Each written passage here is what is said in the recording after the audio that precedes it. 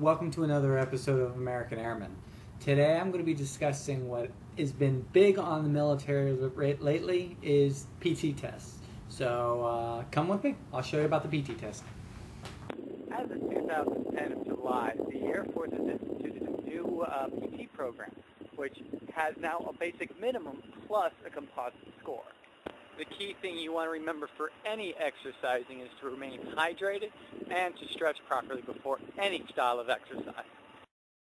The Air Force PT test focuses on a timed push-up, sit-up, and 1.5-mile run, including a composite score of at least 75 and also meeting a certain minimum standard of those items. This is an attempt by the MAJCOMs to create a more physically fit Air Force and get rid of the Chair Force and other nicknames to make the Air Force more physically challenging. The key thing to remember is try to keep doing PT as much as you can, because when you let it go, you'll fail your PT test like I almost did. So keep the exercise going when you get into a routine. It's very important.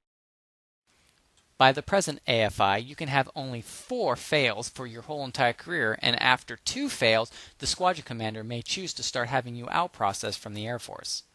So that gives you a rundown on the Air Force PT test and if you decide to join, what you're going to be facing. People sometimes do it 3 times a week. I know people who do it 5 times a week with their PT schedule, but the point is now that civilians are doing the PT test, in some ways it's more difficult than it used to be.